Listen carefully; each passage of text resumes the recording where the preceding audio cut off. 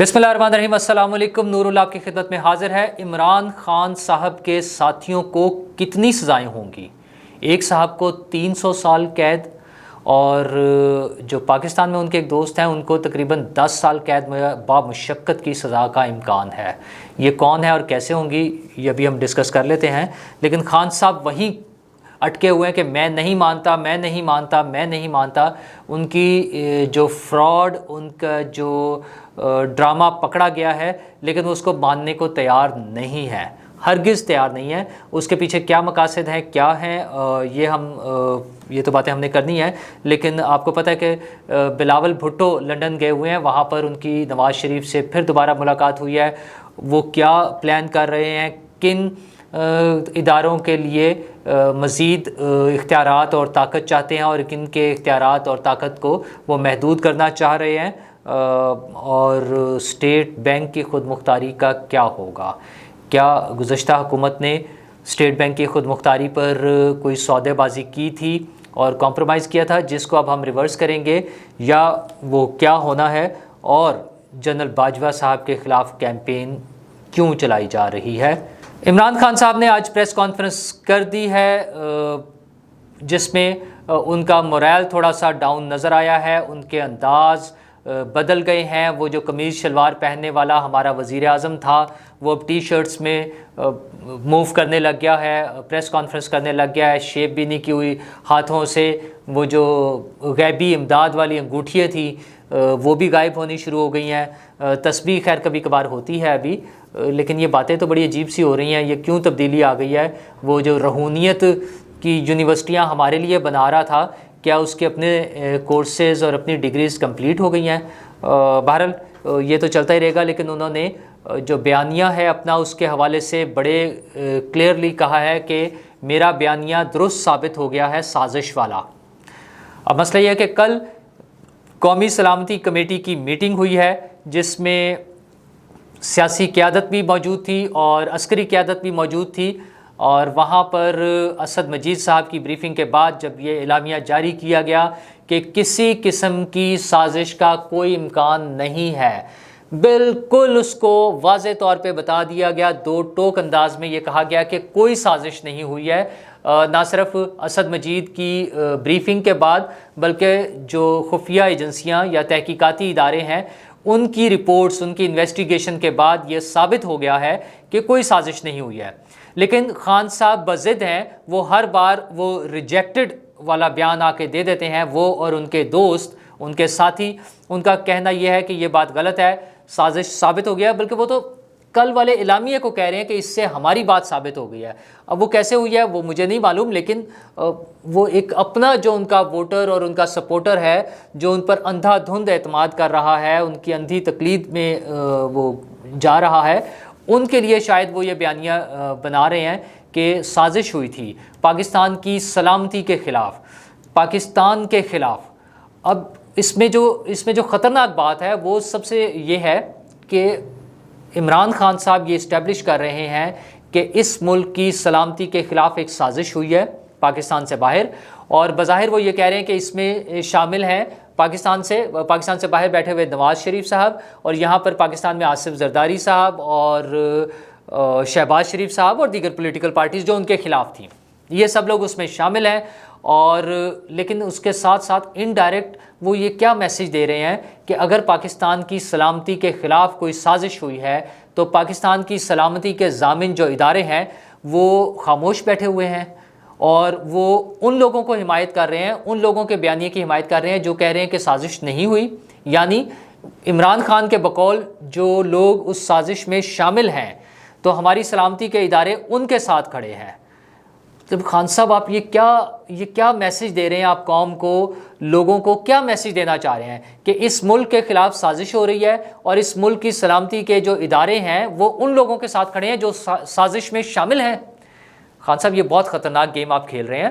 آپ سیاست کریں، یہ ہمارے پولیٹیشینز تو بڑے آرام سے مار کھا جاتے ہیں، یہ 1.5 سال میں ان کی پرفارمنس آپ سب کے سامنے آ جائے گی، ان کے لیے بہت مشکل ہوگا کام کرنا، تو آپ کو پھر موقع مل سکتا ہے۔ لیکن خدا را یہ جو سازش والا بیانیہ ہے ہم بڑی مدت سے یہ بھگت رہے ہیں، مختلف پارٹیز پہ. اب تو پرانی بات ہے, ہمارے ملک میں تو محترمہ فاطمہ جناح بھی غدار تھیں, ویسے تو اس سے پہلے سے ہی چل رہا تھا, پھر جو مجیب الرحمان تھے وہ بھی غدار ڈکلیئر ہوئے, اور پتہ نہیں کیا کیا, اور اس کے بعد پھر بے نظیر کبھی سیکیورٹی رسک ہوتی تھیں, پھر آصف زرداری, پھر نواز شریف, اور اب آپ نے سب کے ساتھ شامل کر دیا ان اداروں کو بھی جو اس ملک کی سیکیورٹی کے ضامن ہیں.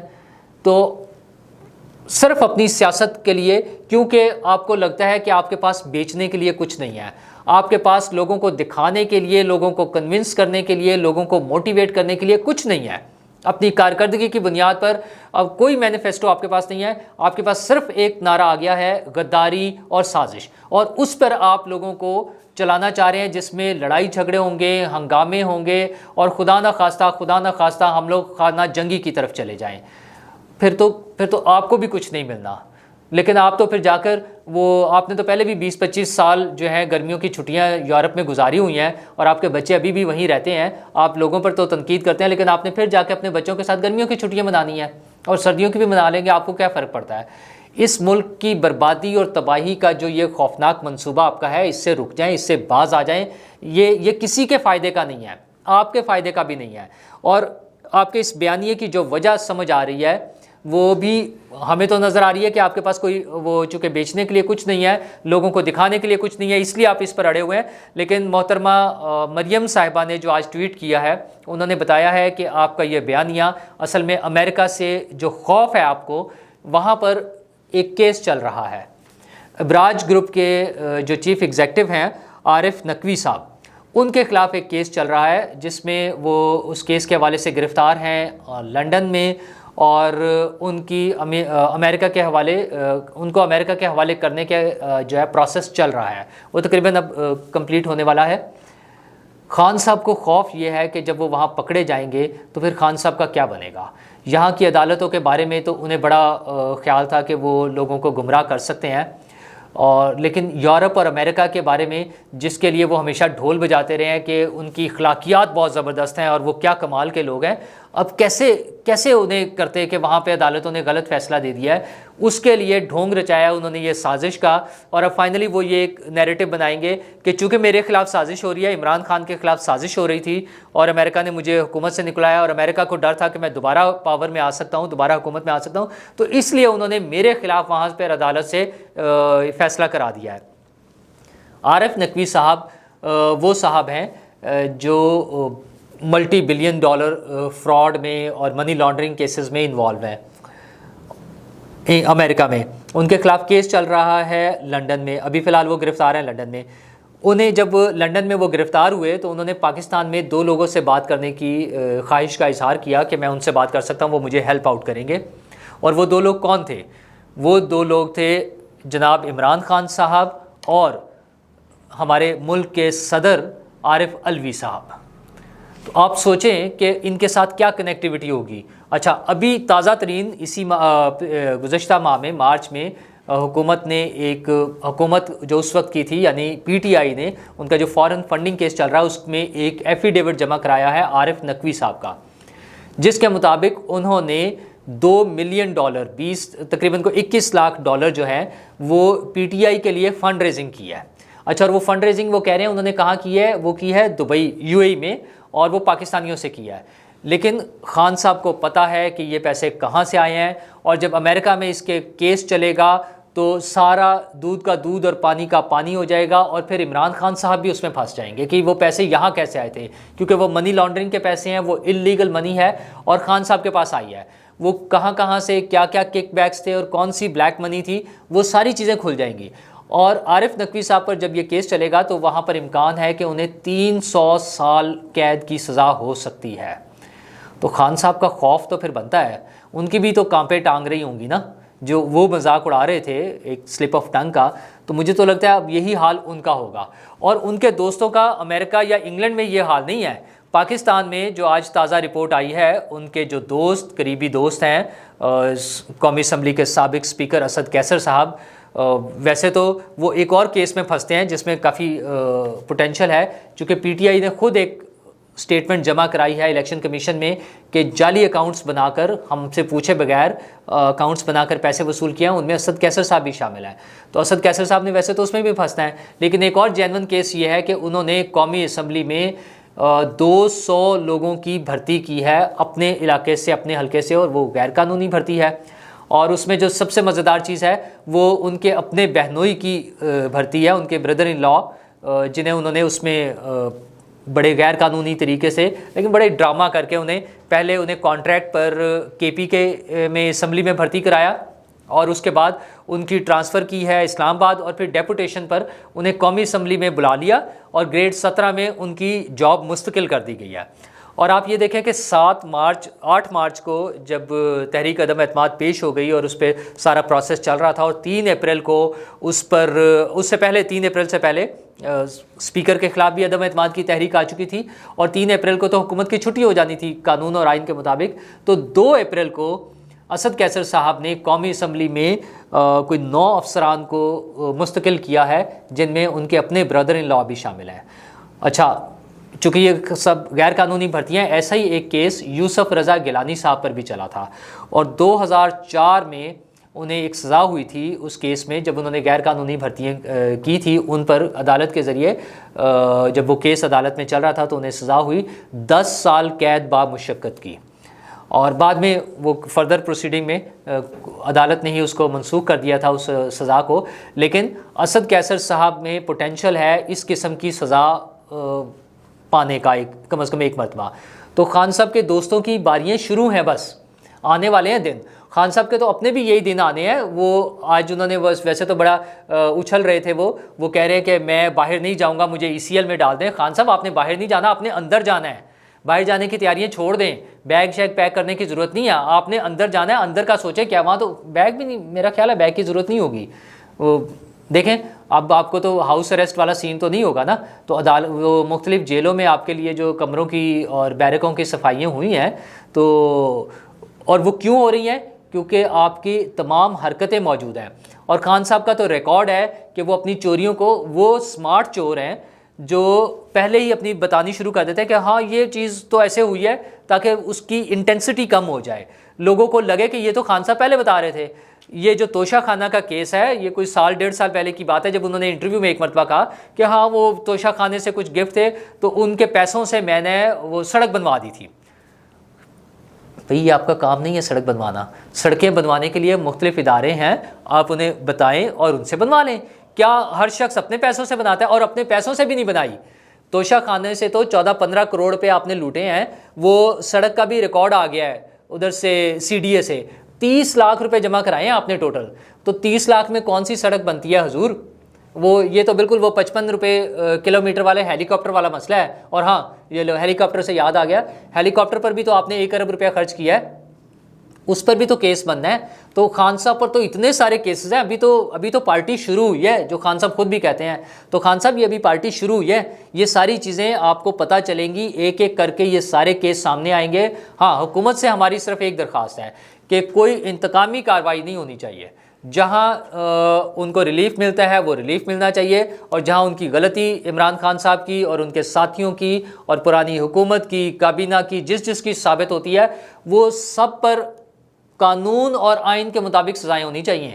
وہ بشیر میمن صاحب یاد ہوگا آپ لوگوں کو، انہوں نے انٹرویو میں بتایا ہوا ہے کہ یہی ابراج گروپ والے عارف نقوی صاحب کے خلاف جب انہوں نے کارروائی شروع کی، بشیر میمن صاحب FIA کے DG تھے، تو عمران خان صاحب نے انہیں بلا کر کہا کہ یار یہ میرے دوست ہیں، ان کے خلاف کارروائی نہیں کرنی کیونکہ یہ ہمیں پارٹی کو فنڈ دیتے ہیں. تو حضور آپ اپنی پارٹی فنڈ والوں کو ہی بچاتے رہے ہیں. یہ ہیں پھر وہ جو شبر زیدی صاحب نے بتایا ہوا ہے ملک ریاض صاحب کے حوالے سے کہ کیسے آپ انہیں سپورٹ کر رہے تھے ان کے کیسز میں. اور پھر ملک ریاض صاحب کے تو جو UK سے پیسے آئے تھے، پاکستان کا پیسہ تھا نا، وہ تو حکومت پاکستان کا تھا، لیکن آپ نے اور آپ کے دوستوں نے شاید اپنا شیئر لے کر اور وہ پیسے انہی کے اکاؤنٹ میں ایڈجسٹ کروا دیے. آپ کو کیا پاکستان کے خزانے سے اور پاکستان کے لوگوں سے؟ آپ کو تو اپنا گھر چلانا تھا جس کے لیے آپ بتاتے تھے کہ میری 1 ماہ کی جو تنخواہ ہے اس میں میرا کام نہیں چلتا. تو پھر وہ کیسے چل رہا تھا سارا؟ یہ جو 1 ارب روپے کا آپ نے ہیلی کاپٹر پہ خرچ کر دیے ہیں، اس کا جواب بھی آپ کو دینا پڑے گا. آپ تو ہمیں بتاتے تھے کہ ہالینڈ کا وزیر اعظم بائسیکل پر آفس آتا تھا، تو آپ کو تو بائسیکل نہیں ملی کبھی بھی. آپ تو ہیلی کاپٹر پر ہی پھرتے رہے. اور حد تو یہ ہے کہ چلے وہ تو حکومت میں تھے نا, حکومت کے پیسوں پہ. ابھی بھی جب آپ کراچی جاتے ہیں اپنے جلسے سے خطاب کرنے کے لیے تو پھر آپ کو جہاز چاہیے. ایک ٹریول کے لیے آپ 30 لاکھ روپے خرچ کرتے ہیں جہاز کے, پرائیویٹ جیٹ کے لیے. جبکہ آپ پہلے فرماتے تھے, یہی وہ خان صاحب ہیں جو فرماتے تھے کہ یہ نواز شریف وہ جو پرائیویٹ جہاز میں کیوں ٹریول کرتا ہے باہر کے ملکوں میں جب جاتا ہے, میں آؤں گا تو میں عام جہاز سے مسافروں کے ساتھ بیٹھ کر چلا جاؤں گا کمرشل فلائٹ پر. تو محترم آپ تو کبھی بھی نہیں گئے ان پر, آپ ہمیشہ جو سرکاری جہازوں پر سفر کرتے رہے ہیں.